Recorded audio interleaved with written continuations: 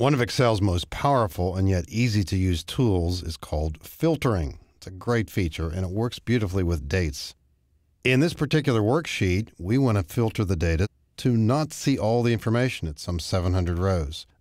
The filter can be applied by way of the Data tab. Here's the filter button. This introduces arrows at the top of each field. Let's point out that in Excel 2010 and in Excel 2007, if you happen to click on a field that's a text field, for example, like department, you will see the term text filters and some choices that we might choose over here.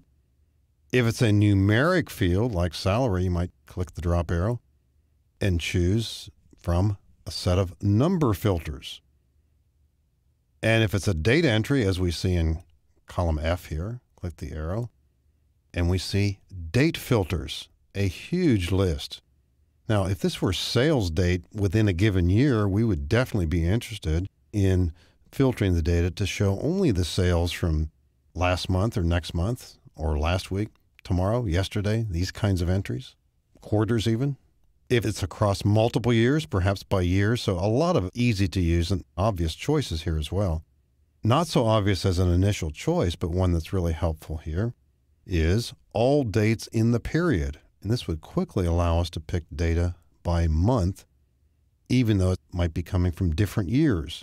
Now, with higher dates, I'm not so sure we'd want to do this very often, but if you did want to come up with a list, for example, of birthdays and pick one of these, and we'd only get the people from, for example, February, those hired in February. So it's pretty easy to use and much of the time self-explanatory. Great date filters there. Now, you can also use what's called a custom filter. Here it is here. And the need here might be a little bit different. Suppose you say, I want to see a list here of just those people hired from the year 2002 to the year 2008. Hire date. Well, we could do this here, but how about some of those filters? Is that out there somewhere? How about date filters between? Now, when we choose this between, we are back into that custom auto filter with the prompting already here. So if you work with these in prior versions of Excel, you might have an instinct to say, well, we got to do this by way of custom auto filter, and you certainly still can, but these easy to use choices make it even simpler.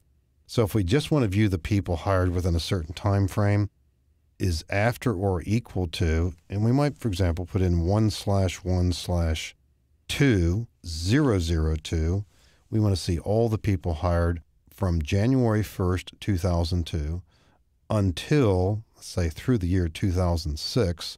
So that would be before January 1st of 2007. So we're only going to be seeing those people hired in the years 2002, 3, 4, 5, and 6. And again, pretty obvious once you try this once or twice. And there's our list. So it's easy to use, and the date filters are automatically going to appear in columns where the entries are dates, and a lot of choices to make here.